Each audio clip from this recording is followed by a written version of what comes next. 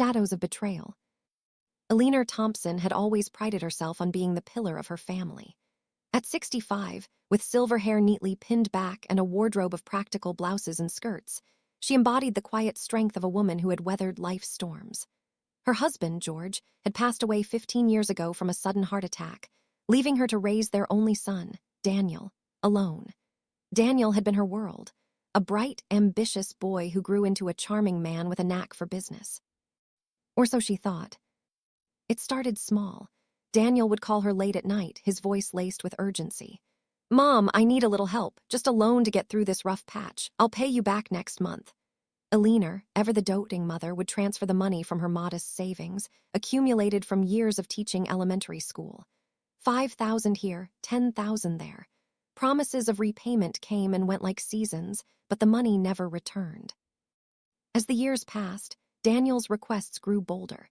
He married a woman named Lisa, a flashy socialite with expensive tastes, and their lifestyle spiraled into extravagance. Alina began noticing the red flags. Luxury cars parked in their driveway, exotic vacations posted on social media, all while Daniel claimed his investment firm was just hitting a temporary snag. One evening, over a tense dinner at her cozy bungalow in Seattle, Daniel dropped the bomb. "Mom, I need $250,000. It's for Lisa's medical bills, complications from her surgery. If I don't pay, we'll lose everything." His eyes, so like his father's, pleaded with her. Alina hesitated for the first time. George had been controlling too, always dictating how she spent her time and money, belittling her dreams of traveling or pursuing art. Daniel had inherited that manipulative streak, twisting her love into compliance. That night, alone in her bedroom, surrounded by her watercolor paintings and the faint scent of lavender from her garden, Alina made a decision. She packed a single suitcase, withdrew what remained of her savings in cash, and boarded a flight to San Diego. No note, no goodbye. She vanished into the night, leaving behind the rainy streets of Seattle for the sunny shores of California. In San Diego, Alina reinvented herself. She rented a small cottage near the beach, with whitewashed walls and a porch overlooking the ocean. She took up pottery, selling her handmade vases and bowls at local artisan markets. For the first time, she joined a book club, made friends with neighbors, and even started volunteering at a community center, teaching art classes to retirees. Life felt lighter, freer. She changed her last name to Hayes, a nod to her maiden name, and dyed her hair a soft auburn to blend in. Months turned into a year. Daniel's frantic calls and messages flooded her old phone, which she had left behind. Through mutual acquaintances, she learned he was furious, accusing her of abandonment. But Alina felt no guilt, only liberation. Then, one crisp autumn morning, as she sipped coffee on her porch, a knock echoed through the cottage. Standing there was her daughter-in-law's sister, Carla, a sharp-witted lawyer from Portland who had always been kind to Alina. "Alina, thank God I found you. Daniel's in trouble, big trouble." Carla's eyes were red-rimmed, her usual composure cracked. Over tea in the sunlit kitchen, Carla spilled the truth. Daniel's investment firm was an elaborate Ponzi scheme. He defrauded clients out of millions, including family, friends, and even Carla's own parents. The FBI was closing in, and Daniel had been using Alina's name on forged documents to launder money. "He told everyone you left because of a mental breakdown," Carla said bitterly. "But I know better. He's been searching for you, Alina, not out of love, out of desperation. He thinks you have evidence that could bury him." Alina's hands trembled around her teacup. That night, she dreamed of George, his stern face morphing into Daniel's, both whispering accusations. The next day, she contacted the authorities anonymously, providing bank statements and emails that detailed Daniel's manipulations. It felt like betrayal, but also justice. The arrest made headlines. Seattle businessman charged in multi-million fraud scheme. Daniel was taken into custody, his assets frozen. Lisa filed for divorce immediately, claiming ignorance. Alina watched from afar, her heart a mix of sorrow and relief, but peace was short-lived. A week after the arrest, Alina received a chilling voicemail on her new phone. How had he gotten the number? Daniel's voice, cold and calculated. "Mom, you think you can hide? I know where you are. San Diego suits you, doesn't it? But if you testify, you'll regret it. I have friends who owe me favors." The message ended with a laugh that sent shivers down her spine. Terrified, Alina called the police. Detective Laura Ramirez, a no-nonsense woman in her 40s with a reputation for cracking tough cases, took her statement. Mrs. Hayes, Thompson, we take threats seriously, especially from someone like your son. He's connected to some shady figures, loan sharks, underground investors. We'll look into it. Carla arrived in San Diego the next day, insisting on staying with Alina. I'm not letting you face this alone. Together, they fortified the cottage. New locks, motion sensor lights, even a small panic button linked to the police. But the fear lingered. Alina spotted unfamiliar cars idling nearby, shadows lurking at the market. One night, a brick shattered her window, a note attached. Stay silent or pay the price. Detective Ramirez called with updates. We've traced the threats. Daniel's been making calls from jail using smuggled phones. He's offered your location to his creditors as collateral, essentially putting a bounty on you to keep you quiet. Alina's stomach churned. Her son, her flesh and blood, was willing to sacrifice her for his freedom. Considering the escalating danger, Ramirez offered temporary protection. We strongly suggest relocating again. These associates are dangerous, organized crime ties. An officer escorted Alina home that evening. Carla was waiting, arms open for a hug. I found a secure condo in Phoenix, gated 24/7 security. Alina gazed at her pottery wheel in the corner, the vibrant glazes she mixed herself, the ocean view that inspired her daily sketches. No, she said firmly, surprising even Carla. I'm done running. Daniel's controlled me for too long.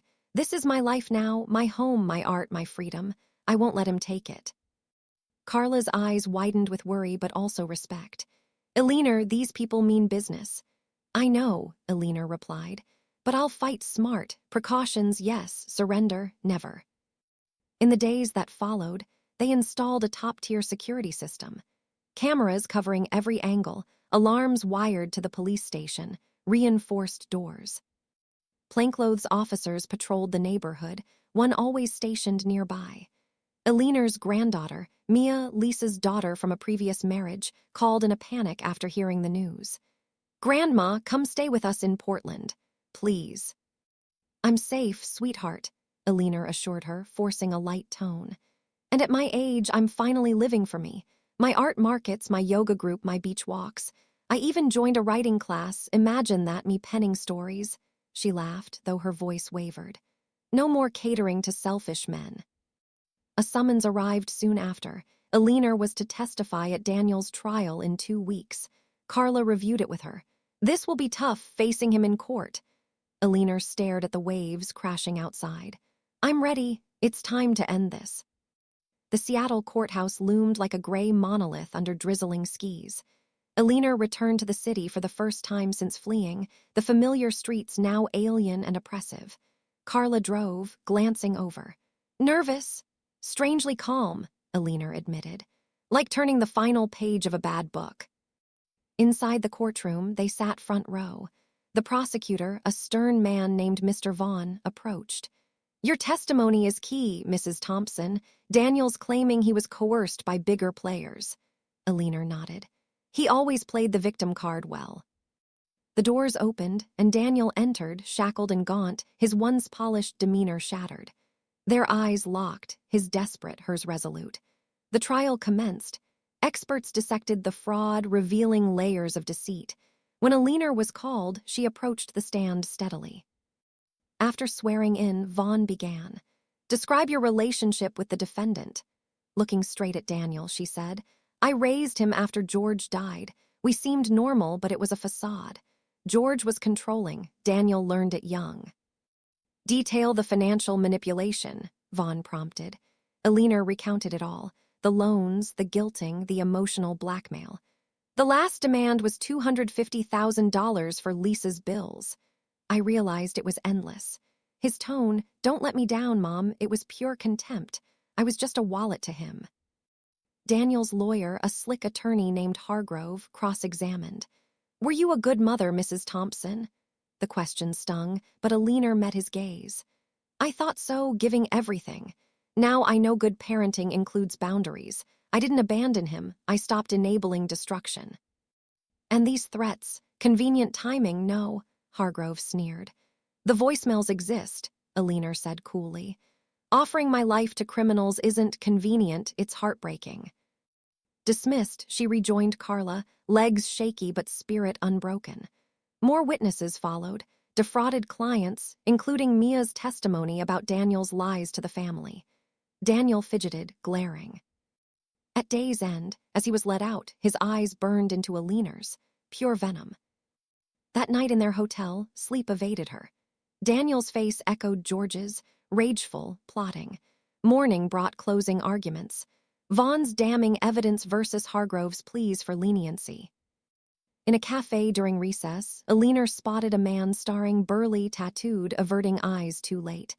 Carla, he's watching, Carla glanced. Probably press. But as they left, he followed. Back at court, Alina alerted security. The man vanished. The verdict, guilty on all counts. 15 years, parole after 5, plus restitution. Relief flooded Alina, tinged with grief. As Daniel was removed, he snarled, "This isn't finished, Mom, you'll pay." Outside, the same man lurked. Pointed out, he fled. "We're leaving for San Diego now," Alina told Carla. "Seattle's poison." Back home, routine beckoned, but protection waned post-conviction. One evening, returning from market with pottery sales cash, Alina eyed a tinted SUV near her cottage. Instinct screamed danger. She ducked into a bookstore and called Ramirez. Might be paranoia, but check it. Patrol arrived. 2 men bolted from the SUV but were caught. Ramirez called. "Armed thugs with your address. Daniel's hires via jail contacts. They confessed. Meant to intimidate you permanently." Carla urged, "My cabin in Big Sur, remote, safe." Packing, Alina paused. Hiding again? No, a bold plan formed. Next day, she met Ramirez. "Use me as bait, set a trap." Ramirez hesitated. "Risky. Living scared is worse," Alina insisted. With the captured men's cooperation leniency deals, they staged it. Alina alone at home, officers hidden. Daniel, via proxy, had hired a hitman, the third man. That night he struck, breaking in masked. But police swarmed. He surrendered, spilling all, Daniel's orders from prison, promising payment from hidden funds. Recordings sealed it. Daniel faced new charges, conspiracy to murder. Weeks later, with associates dismantled, Alina stood on her porch, ocean breeze soothing. Daniel got life without parole. She painted a new piece, a woman emerging from shadows into light. Carla visited often, Mia too. Alina taught classes, sold art, lived fully. No more running, only thriving. The betrayed mother had become unbreakable. Whispers of freedom. The fog clung to the streets of Portland like a shroud, muffling the distant hum of the city as evening descended. It was a damp Thursday in mid-fall, and I'd just lit a fire in the hearth of my quaint craftsman home when the phone vibrated insistently on the side table. At 69, I'd come to dread unexpected calls, especially from my son, Gregory. He only reached out when his world was unraveling, pulling me into the chaos like a lifeline he never reciprocated. Widowed for 7 years since my husband, Harold, succumbed to cancer, I'd carved out a serene existence. The house, a charming relic from the 1920s with creaky floors and a garden bursting with perennials, was mortgage-free thanks to Harold's frugal engineering career. He'd amassed our savings through meticulous investments, always preaching self-reliance. Gregory, however, mirrored my side of the family, restless, visionary, forever pursuing grandeur without the groundwork. I answered, my voice cautious. "Gregory." "Mom, it's me. Listen, I need to come over. Now." His tone was clipped, urgent, laced with that familiar undercurrent of entitlement. Before I could respond, he hung up. Half an hour later, his sleek electric sedan pulled up, headlights cutting through the mist. He burst through the door without knocking, his expensive suit rumpled, carrying a tablet under his arm. No hug, just a perfunctory nod as he marched to the living room, sinking into Harold's worn leather armchair. "Whiskey?" I asked, masking my unease with routine. "Make it a double," he muttered, tapping furiously on his tablet. As I poured from the decanter, I studied him. At 42, Gregory was married to Nadia, a social media influencer, with 3 young children I adored but rarely saw beyond video calls. They resided in a lavish loft in the Pearl District, all glass and minimalism, funded by Gregory's innovative ventures that always seemed one step from collapse. He took the glass without thanks, gulping half before sliding the tablet toward me. "Look at this." The screen displayed financial statements, urgent emails from lenders, and a glaring loan agreement highlighted. $280,000. My stomach dropped. It was virtually all I had left: Harold's pension, life insurance, and the funds from downsizing our old family farm after his passing. "Gregory, this is everything." He leaned in, his blue eyes, Harold's eyes, intense. "Nadia and I backed a green tech startup. Solar innovations, the future. But supply chains broke, investors pulled out. We owe these guys by week's end or it's bankruptcy. The loft, the kids' school, gone." I felt the room constrict. My arthritis treatments, the home maintenance. "Mom, come on," he cut in, his voice wheedling like when he was a boy begging for toys. "You're set here. House paid off, garden keeps you busy. What else? And Nadia's got campaigns lined up. We'll repay double once we rebound." The words echoed Harold's old dominance, where he'd dictate budgets and I'd comply, the supportive spouse. Gregory pressed on, clasping my wrist. "I'm your only son. Family first, right? Like when Dad was ill and you swore we'd stick together." Subtle coercion, wrapped in memory. I'd buylaid him out before $90,000 for a failed app launch, $60,000 for bridging their wedding costs. Returns, vague assurances. The burden crushed me. "I need to consider it," I murmured, withdrawing my hand. "No time," he barked, then softened with a grin. "These lenders, not the forgiving type, connected, default, and it gets ugly for everyone." Ugly, a veiled menace. He glanced at his watch. "Meeting calls, back tomorrow for the transfer. Don't fail me, Mom." A quick peck on the forehead, and he vanished into the fog, leaving the tablet and his empty glass. Solitude returned, amplified by the crackling fire. I stared at the figures, a long-buried resolve stirring. Harold had titled the house to Gregory for estate planning, he'd claimed, but it chained me. I dialed a forgotten number. "Beatrice, it's Miriam. I need your wisdom, urgently." Beatrice arrived swiftly, her practical vibe piercing the gloom. Childhood friends from nursing school, she'd become a savvy estate planner while I raised a family. At 68, she was widowed too, but fiercely autonomous, always chiding my submissiveness to Harold. She embraced me, her raincoat shedding droplets. "Miriam, you sound wrecked. Spill." I showed the tablet, her brow furrowed. $280,000, extortion. And this isn't new, he's drained you dry before. Tears welled. "He's my son, Beatrice, but he's changed, always demanding, never grateful." She placed it down decisively. "Blood doesn't equal ATM. Harold indulged him, now you're the target. You're not duty-bound to ruin yourself." Pausing, she eyed me. "Your move." The query jolted me. What did I desire, after years of yielding? "Secure my assets. Help me vanish before he returns." Beatrice beamed fiercely. "Finally, my cabin in Bend is vacant, mountain views, solitude. Bank tomorrow, but tonight, online lockdowns. I know offshore options, but basics first." We hunkered at my desktop.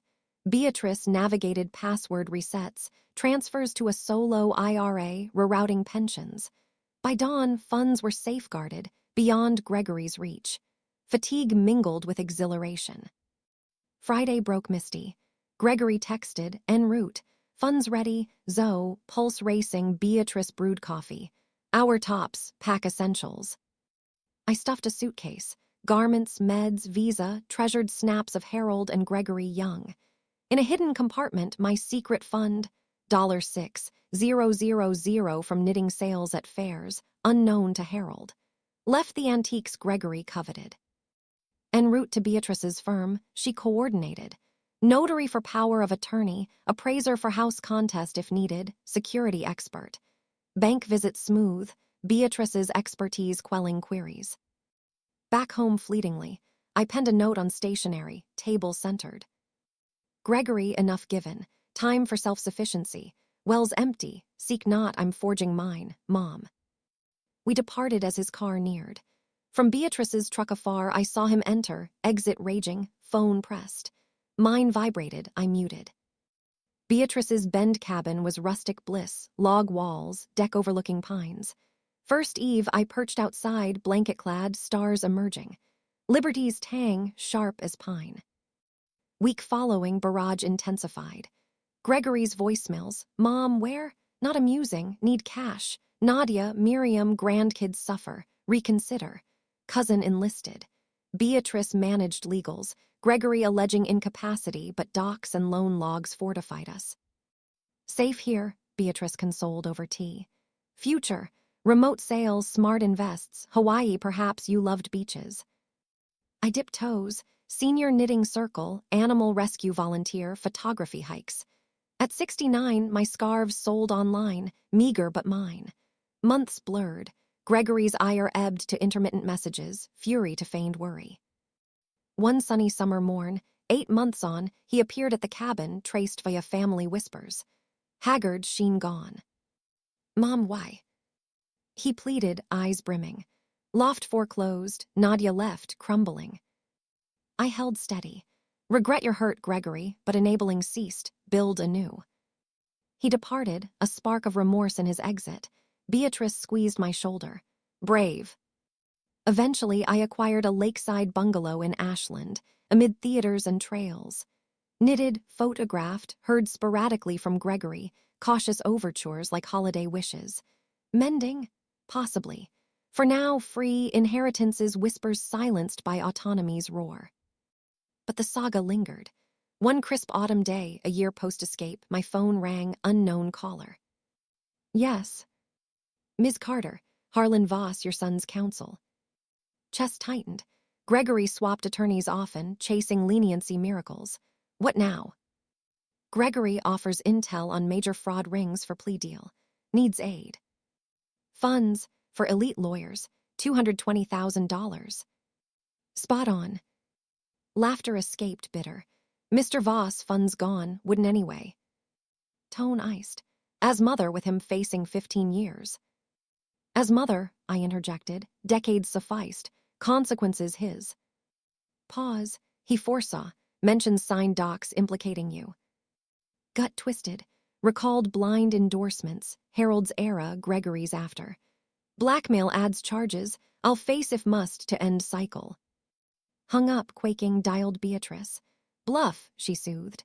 Coercion proven, patterns established. Sleepless night, inventorying signatures. Deeds, proxies, unread trusts. Dawn knock, Detective Harlan, coincidence noted, with partner. Ms. Carter, station please, update. En route, Gregory bribed guard for phone, sting op recorded. Station transcript, intended call to creditor offering my Bend address. Mom's stashed cash, can't pay, collect there. Chill bone deep, son endangering me. Protection offered, detective said. Relocate advised. Escorted home, Beatrice waited. Secure spots scouted. Surveyed cabin, tended wildflowers, handmade throws, mountain vista. No flight, this mine chosen. Concern, pride in her eyes. Dangerous folk. Precautions, yes. Installed. Cams, alarms, bolts, patrols upped, discreet stationed. Nadia called frantic. Miriam, stay here, safe. Fine, dear, I replied. Life built, fairs, friends, yoga. 69, uncovering self-sands demanding men. Week later, subpoena. Testify Gregory's trial fortnight hence. Beatrice reviewed. Ready confront. Vista gazing. Closure. Portland courthouse austere. City alien post-absence. Beatrice drove, tense. Nerves. Peaceful, ending chapter. Front row, prosecutor, a keen young woman, Alina, greeted. Testimony vital, he claims victimhood. His forte, I quipped. Gregory entered, shackled, diminished. Eyes met, his imploring mind steadfast. Oath taken, I testified. Demand details, threats, flight. Prior bailouts, $90K app, $60K wedding, house title trap. Defense cross. Willing signatures. Benefited. Duress, I rebutted. Trust abused. Nadia followed, weepy, portraying misled hubby. But proofs piled. Transfers, mails, bribe script. Intel, phony. Closing, prosecutor echoed me. Betrayal beyond fraud. Jury, guilty, fraud, bribery, extortion. 14 years restitution.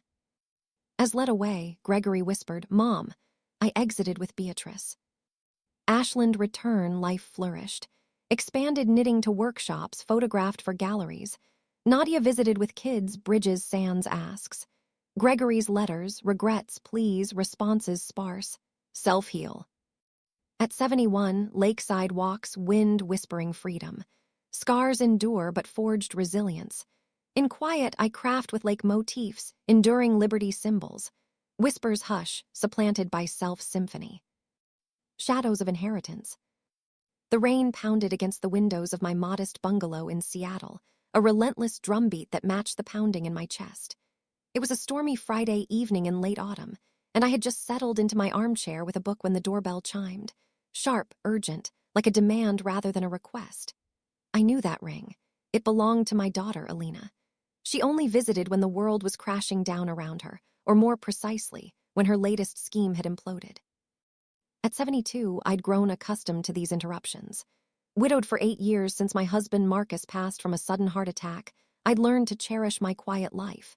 The house was paid off, a cozy 2-bedroom nestled in a quiet suburb, filled with memories of better days. Marcus had been a steady man, an accountant who built our nest egg through careful planning.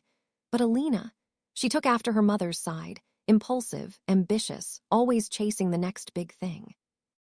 I set my book aside and shuffled to the door, peering through the peephole. There she stood, drenched despite her umbrella, clutching a sleek leather briefcase. Her dark hair was pulled back severely, and her designer coat screamed of the high life she pretended to lead. I opened the door, and she swept in without a word, tracking water across the hardwood floors I'd polished that morning. Mom, she said, her voice clipped as she shrugged off her coat and hung it on the rack like she still lived here. We need to talk. It's urgent. She headed straight for the living room, dropping into Marcus's old recliner, the one I never sat in. I followed, feeling the familiar knot in my stomach tighten. Tea, I offered, more out of habit than hospitality. She nodded absently, already pulling papers from her briefcase. As I busied myself in the kitchen, heating water and steeping chamomile, I glanced back at her. Alina was 45 now, married to Victor, a flashy real estate developer, with 2 teenagers I saw mostly in photos on social media. They lived in a sprawling McMansion downtown, but appearances were deceiving. I knew that all too well. When I returned with the steaming mugs, she barely looked up. Thanks, she muttered, sipping immediately and wincing at the heat. Then, without preamble, she slid a folder across the coffee table. Open it. I did, my hands steady despite the unease bubbling inside. Inside were spreadsheets, emails from creditors, and a promissory note circled in bold red ink. $250,000. My breath caught. It was nearly every penny from Marcus's life insurance, my pension savings, and the proceeds from selling our vacation cabin in the mountains after his death. Alina, what is this? She leaned forward, her green eyes, Marcus's eyes, locking onto mine. Victor and I invested in a startup, real estate tech, the next big thing, but the market tanked and our partners bylaid. We owe this to some investors. If we don't pay by Monday, it'll ruin us. The house, the cars, everything. I stared at the numbers, feeling the room spin. This is almost all I have left. My medical bills, the roof needs repairs. Mom, please, she interrupted, her tone softening to that pleading lilt she mastered as a child. You're retired. The house is yours free and clear. What do you need all that money for? Travel? You hate flying. And Victor's got deals in the pipeline. We'll pay you back with interest once things turn around. Her words stung, echoing the dismissals I'd heard from Marcus in our early years, when he'd control the finances and I'd nod along, the dutiful wife. But Alina wasn't done. She reached across the table, grasping my hand. I'm your only daughter. Family sticks together, right? Remember when Dad got sick and you said you'd do anything for us? The manipulation was subtle, wrapped in nostalgia. I'd loaned her money before $80,000 for Victor's surefire flip property that flopped, $40,000 for the kids' private school tuition she insisted on despite public options. Repayments? Promises, mostly. I felt the weight of it all pressing down. I need time to think, I said, pulling my hand away. There's no time, she snapped, then caught herself, forcing a smile. Mom, these investors aren't patient. They're connected. If we default, it could get messy for all of us. Messy, the word hung in the air like a threat. She checked her phone, frowning at a message. I have to run to a meeting, but I'll swing by tomorrow morning. Transfer it tonight, okay? Don't let me down. She stood, kissed my cheek airily, and was gone, leaving the folder and her half-empty mug behind. The door clicked shut and silence enveloped me. Rain lashed the windows harder now. I sat there for what felt like hours, staring at the papers. Then something shifted, a spark of defiance I'd buried long ago. Marcus had left the house in Alina's name for tax reasons, he'd said, but it felt like another chain. I picked up my phone and dialed a number from my contacts, one I hadn't used in years. Lydia, it's Clara. I need your advice and maybe more. Lydia arrived within the hour, her no-nonsense energy cutting through the storm like a beacon. We'd been neighbors back in the day, before she became a financial advisor and moved to the city center. Sharp-witted and independent, she'd always urged me to stand up to Marcus's controlling ways, but I'd waved her off. Now, at 70 herself, she hugged me tightly, her coat dripping on the floor. Clara, you look like hell. What's going on? I showed her the folder. Her eyes narrowed as she scanned the documents. $250,000, that's highway robbery, and from what you've told me over the years, this isn't the first rodeo. I nodded, tears pricking my eyes for the first time. She's my daughter, Lydia, but it's like she's become a stranger, always taking, never giving back. Lydia set the papers down firmly. Family doesn't mean doormat. Marcus bobbied her, and now she's expecting the same from you, but you're not obligated to bankrupt yourself. She paused, studying me. What do you want to do? The question startled me. What did I want? For decades, I'd deferred to others. But now, I want to protect what's mine. Can you help me move the money somewhere safe? And maybe help me leave before she comes back? Lydia's face lit up with a fierce grin. Ah-ta, girl. I've got a guest room in my condo overlooking Puget Sound, empty and waiting. We'll hit the bank first thing tomorrow, but tonight, let's secure your accounts online. I know a guy who can set up an offshore trust if needed, but let's start simple. We spent the next few hours at my computer. Lydia guided me through changing passwords, initiating transfers to a new high-yield savings account in my name only, and even contacting my pension administrator to reroute payments. By midnight, the bulk of the funds were in motion, untouchable by Alina. Exhaustion hit, but so did a thrill I hadn't felt since my youth. The next morning, Saturday, dawned gray but calm. Alina texted, "On my way over, hope you handled it. Love you." My heart raced, but Lydia was already there, coffee brewing. "We've got 2 hours. Pack light, essentials only." I filled a duffel bag. Clothes, prescriptions, my passport, a few cherished photos of Marcus and Alina from happier times. In the bottom drawer of my nightstand, I found my rainy day stash, $5,000 in cash from selling baked goods at community markets over the years. Marcus never knew. It was my quiet act of independence. I left behind the family heirlooms, the china set Alina always eyed greedily. As we drove to Lydia's office downtown, she handled calls. A notary for emergency power of attorney, a realtor friend to quietly appraise the house, in case I decided to fight the title, and even a security consultant for peace of mind. At the bank, the teller raised an eyebrow at the large transfer confirmation, but with Lydia's professional demeanor, it went smoothly.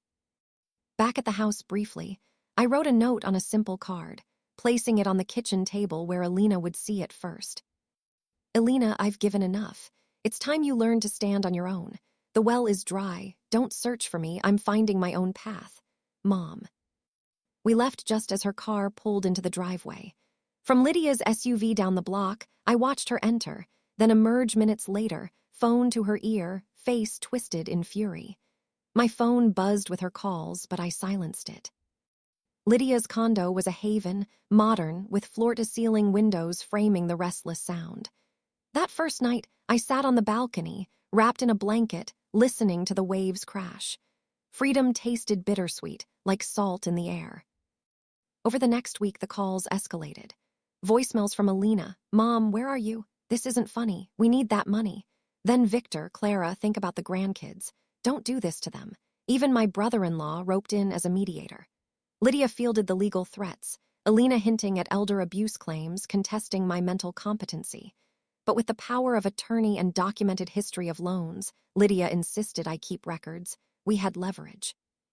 "You're safe here," Lydia assured me over wine one evening. "But long-term, sell the house remotely, invest wisely. Maybe travel, see Europe like you always dreamed."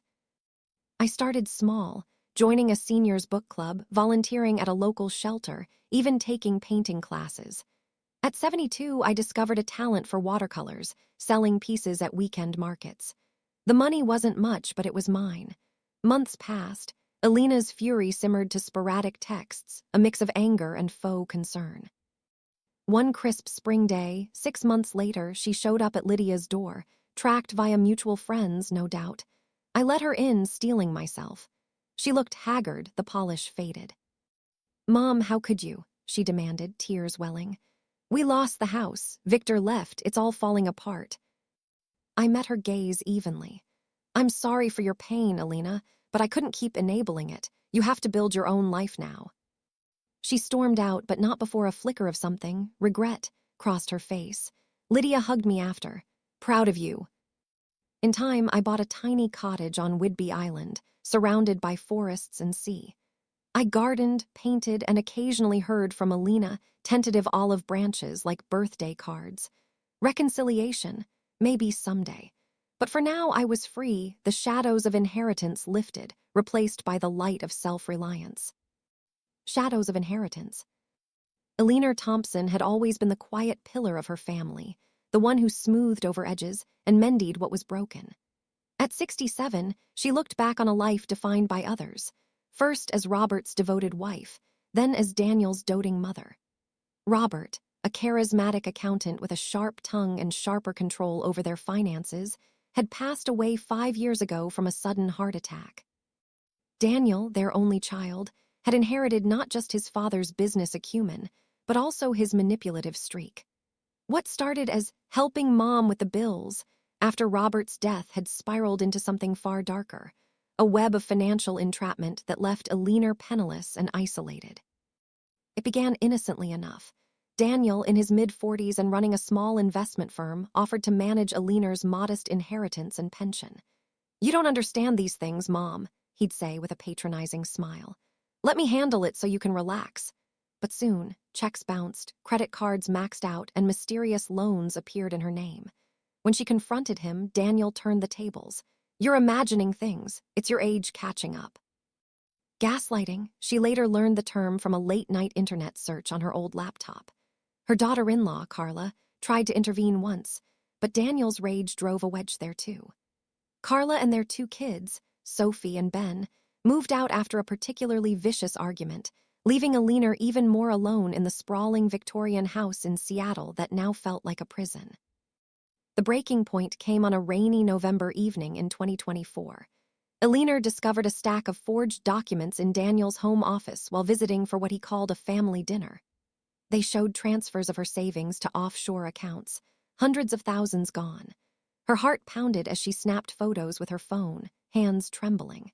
That night, she confided in her old friend, Detective Laura Hayes, whom she'd known since high school. Laura, now a seasoned investigator in the Financial Crimes Unit, listened with growing alarm. "This isn't just mismanagement, Ellie.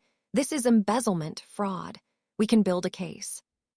The investigation unfolded in secrecy. Laura's team uncovered a trail of deceit. Daniel had been using Alina's identity to fund his failing business, even taking out life insurance policies on her with himself as beneficiary. The betrayal cut deep, her own son viewing her as a commodity. When the arrest warrant was issued, Daniel didn't see it coming. He was cuffed in his office, surrounded by stunned employees. The trial was a media circus in Seattle, with headlines screaming, "Son steals mother's fortune." Alina testified, her voice steady despite the tears. "I raised him to be better, but somewhere along the way, he learned to take instead of give." Daniel was convicted and sentenced to 8 years in prison. The judge, a stern woman with a no-nonsense demeanor, cited the emotional abuse as aggravating factors. Alina reclaimed what was left of her assets, but the house had to be sold to cover legal fees. With the proceeds, she bought a cozy condo in Portland, Oregon, a fresh start in a city alive with art galleries and coffee shops, far from the gray drizzle of Seattle that mirrored her past moods. But freedom came with shadows. Months after the sentencing, strange things began happening. Anonymous letters arrived in her mailbox. "You think you've won? Blood is thicker than water." Her car tires were slashed in the parking garage. A brick shattered her living room window one night with a note tied to it. "Payback." Terrified, Alina called Laura. "It's Daniel," Laura confirmed after tracing the incidents. "He's pulling strings from inside. Inmates have networks, old clients, shady associates. He wants to remind you who's in control." The plan was risky but necessary. Alina would act normal, sticking to her routine of morning walks in the nearby park and evening classes at the community center where she was learning pottery. Undercover officers posed as neighbors and delivery personnel, watching her every move. For 5 tense days, she lived on edge, jumping at shadows, scrutinizing every face. On the 6th morning, while sipping coffee on her balcony overlooking the Willamette River, she spotted a figure loitering by the bike path below, a burly man in a hooded jacket, glancing up at her unit repeatedly. Their eyes locked for a moment, and a chill ran down her spine. She retreated inside, signaling the officer disguised as a maintenance worker fixing her sink. "That's him," she murmured, her voice barely above a whisper. The man lingered for nearly an hour, then approached the building's entrance. The lobby security guard, another undercover cop, buzzed him in without resistance. Alina positioned herself in the armchair facing the door, her pulse thundering. The officer slipped into the coat closet, door cracked just enough to see. The knock came sharp and insistent. Alina rose, smoothed her blouse, and opened the door. The man was unremarkable, medium build, nondescript features, the kind who faded into crowds. "Mrs. Thompson," he asked, his voice gravelly, "I have a delivery from your son." Before he could step forward, 4 officers burst from hiding spots in the hallway and stairwell, tackling him to the ground. He struggled briefly, cursing under his breath, but surrendered when the cuffs clicked. Interrogation revealed the truth. Daniel had hired him through a prison contact, a former client down on his luck, for $7,000 to rough her up a bit. Not kill, but intimidate, smash furniture, shout threats, leave bruises that would linger. "Make her regret testifying," Daniel had instructed. The confession led to new charges: conspiracy to commit assault, witness tampering. Laura visited Alina that evening with the news. "This seals it." No early release for him, probably adds another 5 years. Emboldened, Alina decided to confront Daniel. 2 weeks later, she drove to the state penitentiary, a hulking gray fortress amid rolling hills. He looked gaunt behind the plexiglass, his once confident smirk replaced by hollow eyes. "Mom, what are you doing here?" he asked, surprise flickering across his face. "I've come to end this," she said calmly, meeting his gaze. "Your hired thug sang like a bird. More time for you, Daniel. But that's not why I'm here. I'm here to tell you I'm done. No more visits, no more money wired to your commissary. I'm living my life now, without you in it." He sneered, leaning forward. "Living? At your age? You're nothing without us, Mom. Dad always said you were weak." Alina's laugh was soft but genuine. "Your father was wrong, and so are you. I'm Alina now, not just Mom or Robert's wife. I'm taking painting classes, volunteering at the animal shelter. I even joined a book club. And guess what? I'm happy." Daniel pounded the glass, rage twisting his features. "This isn't over. I'll be out eventually." "Maybe," she replied, standing. "But by then I'll be unbreakable. Goodbye, Daniel." As she walked out into the crisp autumn air, a weight lifted from her shoulders. The leaves were turning gold and crimson, crunching underfoot like a promise of change. Carla was waiting in the parking lot, having reconnected after the trial. "How'd it feel?" she asked. Like breathing freely for the first time, Alina said, hugging her tightly. Sophie and Ben waved from the backseat, their faces lit with excitement for the weekend visit. A year flew by in Portland's vibrant rhythm. Alina's pottery hobby blossomed into a small online shop, selling handmade mugs and vases adorned with intricate designs inspired by the Pacific Northwest's landscapes. She taught workshops at the community center, mentoring a group of retirees, widows and divorcees like her, who found solace in shaping clay and sharing stories.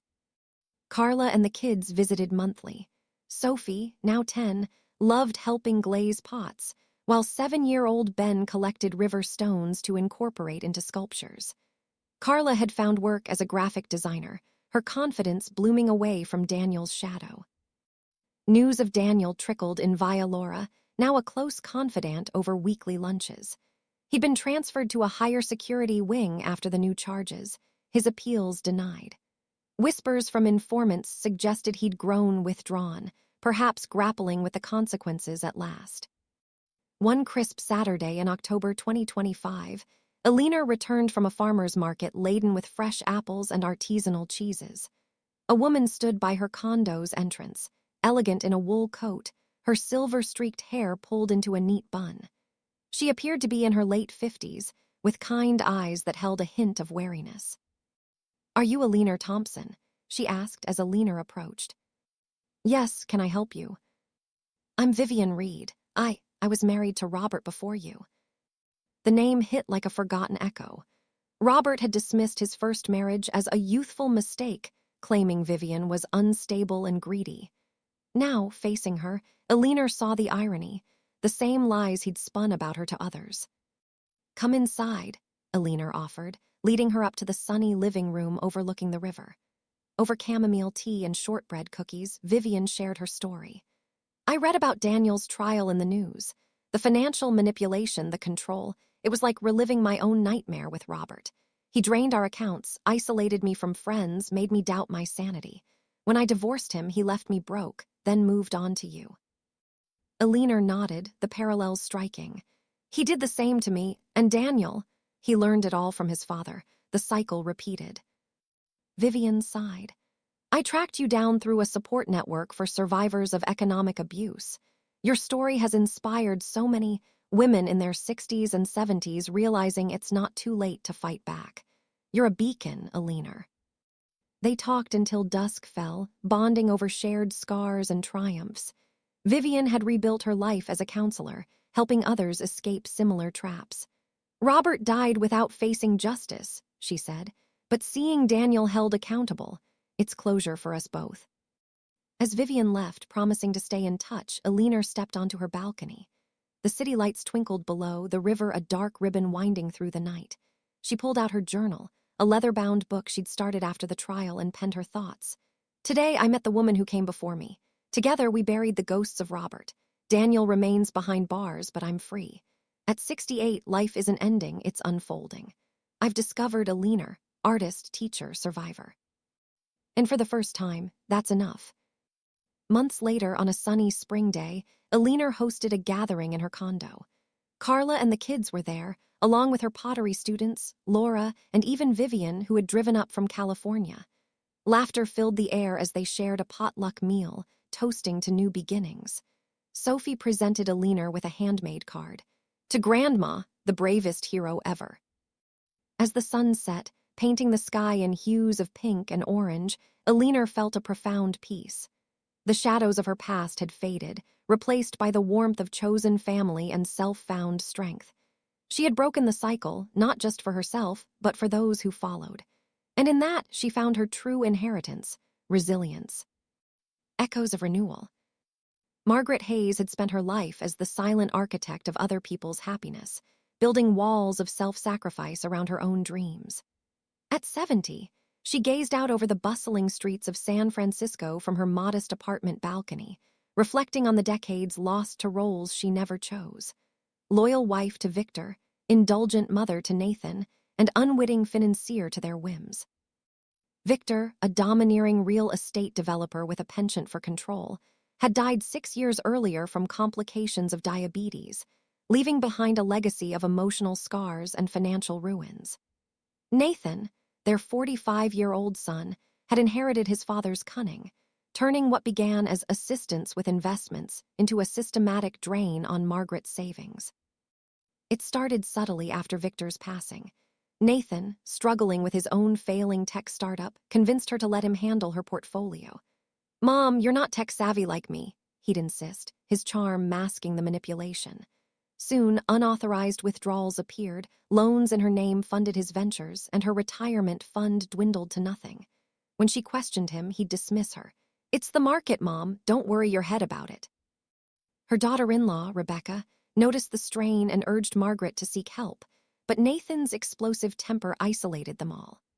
Rebecca eventually fled with their children, Olivia, 9, and Ethan, 7, to a quiet suburb in Oregon, leaving Margaret in a fog of loneliness in their old family home in the Bay Area. The turning point arrived on a foggy March morning in 2023. While sorting through Victor's old files in the attic, Margaret uncovered evidence of Nathan's fraud. Falsified signatures on investment documents, emails detailing transfers to his accounts. Her hands shook as she photographed everything and contacted her longtime neighbor, Detective Karen Ruiz, a specialist in white-collar crimes. Karen, with her no-frills efficiency, pieced together the puzzle. "This is elder abuse, Margaret.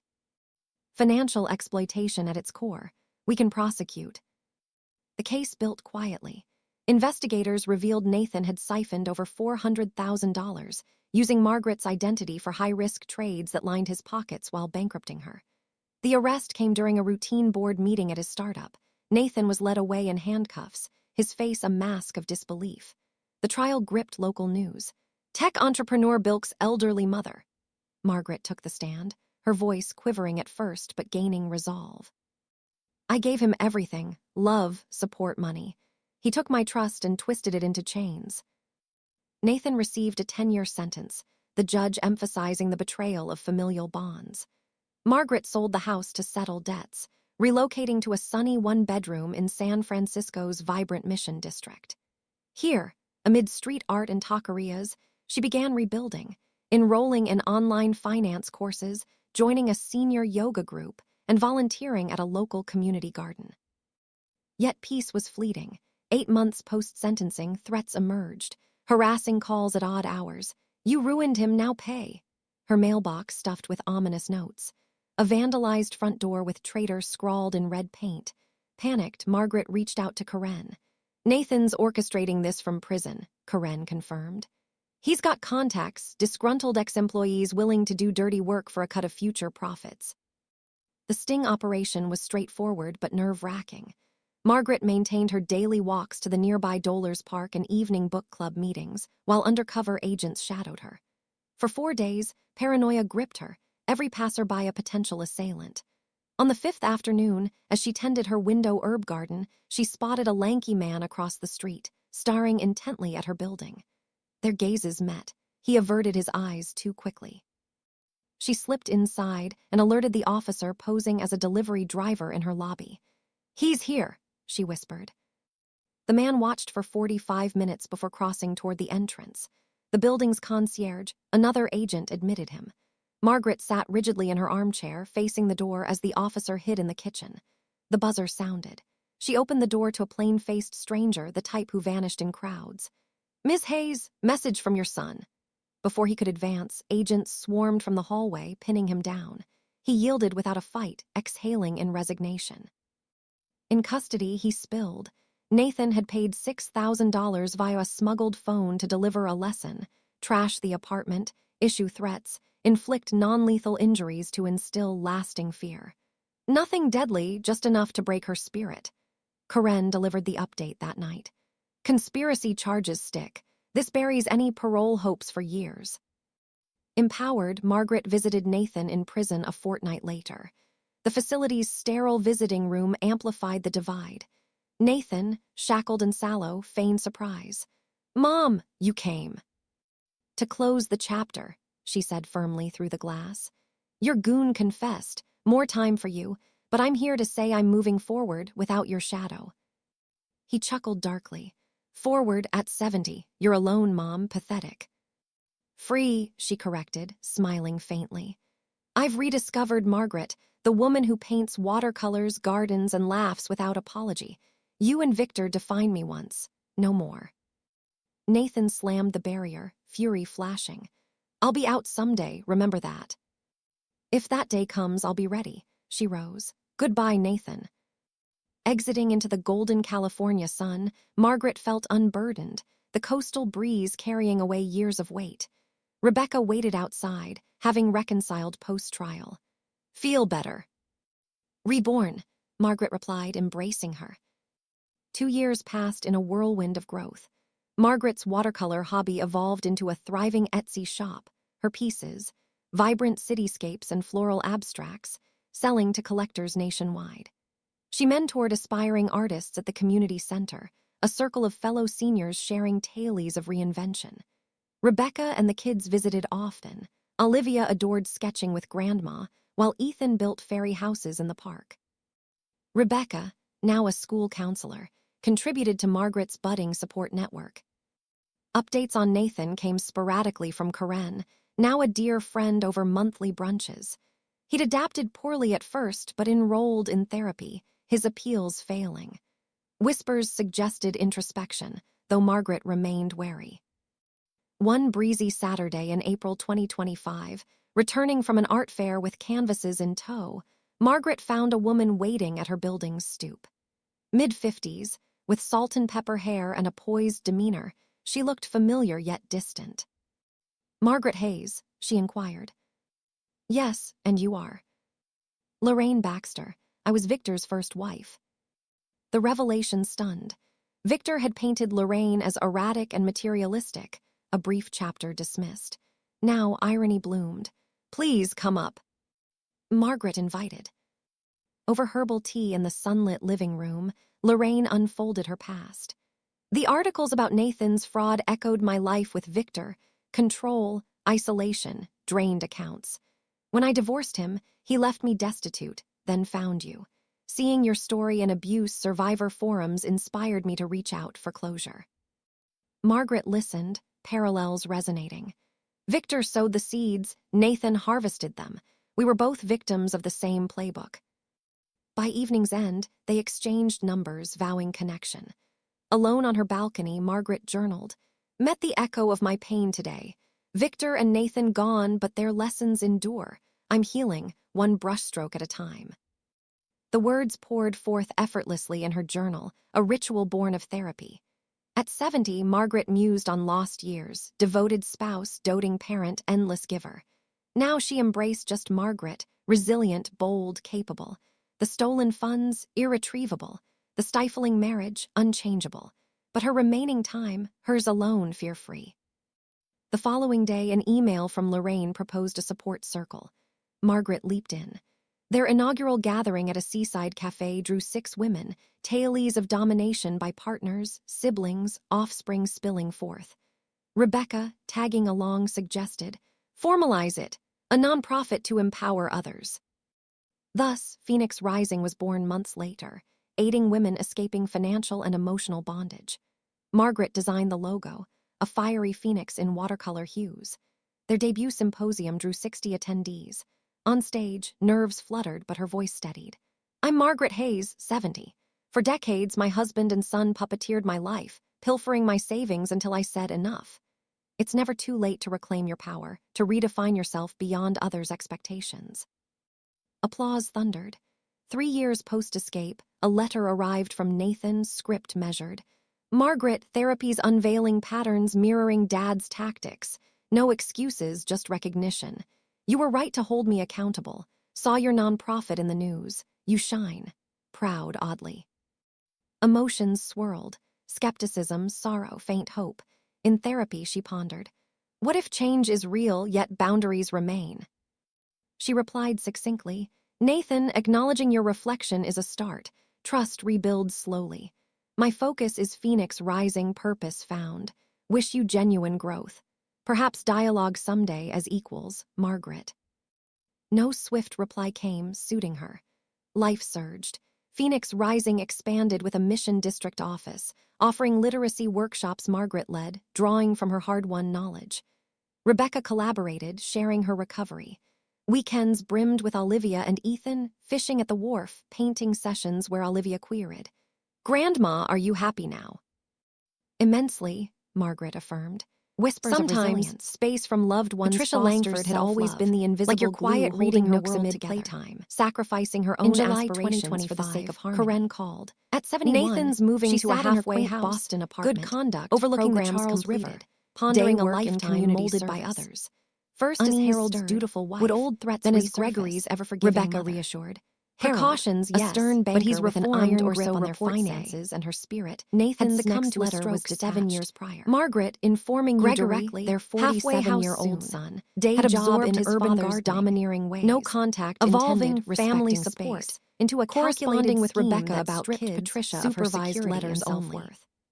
The It omission of unfolded mom gradually note after Harold's its signaled death. shift. Gregory, Margaret entangled shared with with her her crumbling group, real drawing estate strength venture, from collective persuaded her wisdom. to entrust him with her By inheritance autumn, and Phoenix widow's Rising pension. hosted retreats. Mom, numbers Margaret aren't your strength, nationwide, he'd say smoothly. At His 71, eyes she evading traveled to a hers. New York conference. Before long, accounts were inspiring overdrawn, hundreds. mysterious Returning debts home, surfaced, she found and a her credit was package. ruined. Nathan's first Confrontations supervised led to letter to the deflection. grandkids. "You're vetted by overreacting, Rebecca. it's just stress from Tell them Dad's I miss passing." building forts. His It wife, read simply. Nadine, spotted the red Margaret flags didn't and interfere, pleaded with Patricia trusting to Rebecca's act. judgment. But Gregory's Her days volatility filled with fractured art, their family. advocacy, family, Nadine fled Olivia's with their budding children, talent, Caleb's Ethan's endless 11 and curiosity. Isla 9's, Evenings, to a she serene painted town in sunsets, Vermont, journaling leaving triumphs. Patricia isolated in their One echoing crisp colonial November home evening in Beacon 2025, Hill. overlooking the Golden struck Gate on a Bridge blizzardly aglow, October evening Margaret in reflected. 2022. Victor's Rifling ghost through Gregory's faded. forgotten Nathan's briefcase path during a tense diverged. visit, She had Patricia shattered unearthed the cycle, damning forging evidence, bonds with forged Lorraine, power of Rebecca, attorney her forms, mentees. emails confirming Phoenix siphoned Rising funds thrived, exceeding a testament to $350,000. Her In a breath quiet caught as she moment, documented Olivia it all on her asked, phone. "What's your That secret, night, Grandma?" she confided in her childhood Believing acquaintance, it's never Sergeant too late, Marcus Ellis, Margaret a whispered, fraud hugging detective her, with the Boston "For anything." PD. Marcus, And so, gruff Margaret yet Hayes compassionate, lived, not nodded as gravely. echo, but as symphony. This is her systematic story a beacon theft, for the Pat. weary, Elder proving exploitation strength blooms will eternal nail 12 him. fours. The probe proceeded covertly. Evidence mounted. Gregory had exploited Patricia's identity for risky loans, even nomming himself beneficiary on policies hinting at darker motives. The betrayal stung like frostbite, her flesh and blood reducing her to a ledger entry. Arrested at an investor meeting, Gregory's composure shattered. The trial dominated local headlines. "Son defrauds grieving mother."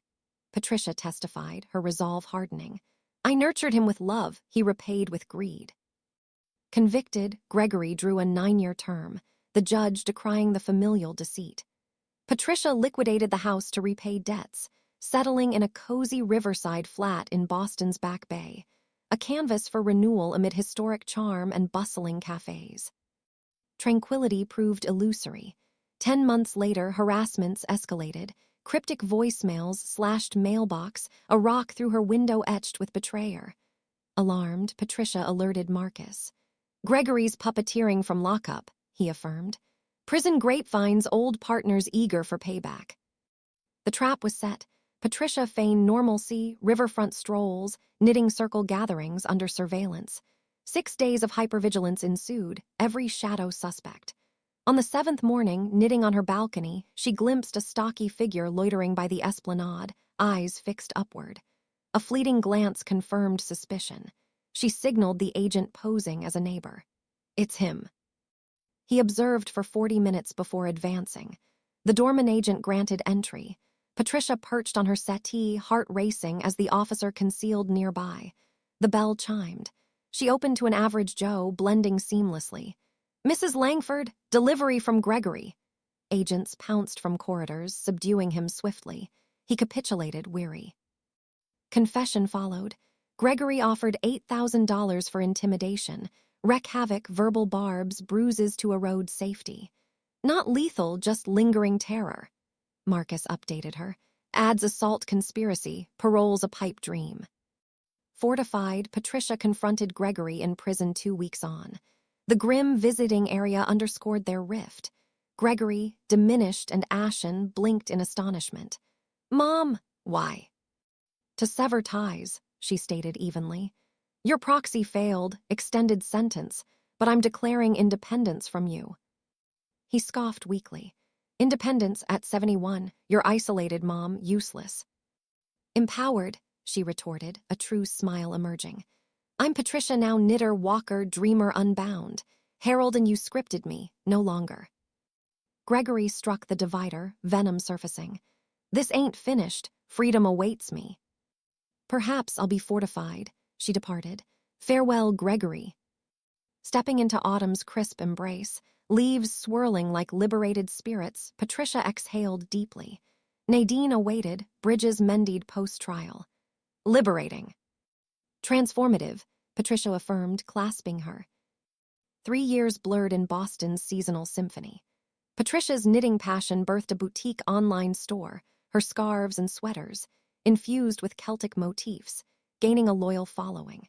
She instructed classes at a local yarn shop, bonding with peers over shared reinventions. Nadine and the kids visited bi-monthly. Caleb relished river kayaking with Grandma. Isla crafted yarn animals. Nadine, thriving as a librarian, bolstered Patricia's emerging advocacy. Gregory's updates filtered via Marcus, now a brunch companion. Transferred for misconduct, appeals rebuffed, hints of remorse surfaced. One foggy Saturday in May 2025, post-farmer's market, Patricia encountered a woman at her building's entry. Late 50s, poised with auburn gray locks, she radiated quiet strength. Patricia Langford. Yes.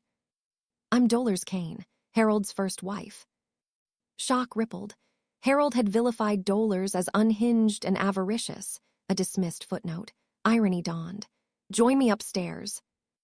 Over chamomile in the sun-dappled den, Dollars revealed. News of Gregory's scams mirrored my ordeal with Harold, isolation, fiscal domination. Divorcing left me penniless. He pivoted to you. Survivor networks led me here for mutual healing. Patricia empathized, echoes resounding. Harold planted the weeds, Gregory tended them. Cycles perpetuate unless shattered. Parting, they pledged contact. Balcony-bound, Patricia journaled. Encountered my predecessor's echo. Harold and Gregory exorcised. Scars mend, stitch by stitch. Journaling flowed. At 71, reflections on yielded years, dutiful consort, indulgent parent, perpetual yield. Now Patricia emerged tenacious, audacious, adept. Pilfered wealth, lost. Oppressive union, irrevocable, remaining span, sovereign unbound. Dollars' email proposed a solidarity circle. Patricia embraced it. Debut at a riverside bistro, 7 women, narratives of subjugation by kin. Nadine, accompanying, urged, institutionalize, nonprofit for empowerment. Renewal Haven launched swiftly, aiding fiscal emotional abuse survivors. Patricia knit the emblem, a rising loom. Inaugural summit drew 70. On stage, jitters yielded to vigor. Patricia Langford, 71. Decades puppeteered by spouse and offspring, culminating in a $350. Zero ultimatum. No more. Autonomy beckons eternally.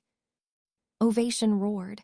4 years post-flight, Gregory's missive arrived, penmanship tempered. Patricia, therapy unveils replicas of Dad's machinations.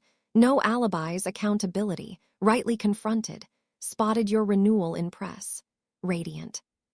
Turmoil stirred, distrust, lament, glimmering optimism. Therapy probed. Authentic shift, boundaries persist. Her retort. Gregory, effort noted. Faith fractured mends tediously. Renewal Haven anchors me, fulfillment unearthed. Pursue verity, dialogue conceivable as peers. Patricia. Silence ensued, apt. Life surged. Renewal expanded. Downtown hub workshops Patricia spearheaded, her acumen hard-earned. Nadine partnered, recounting resilience. Weekends. Caleb's stargazing, Isla's knitting.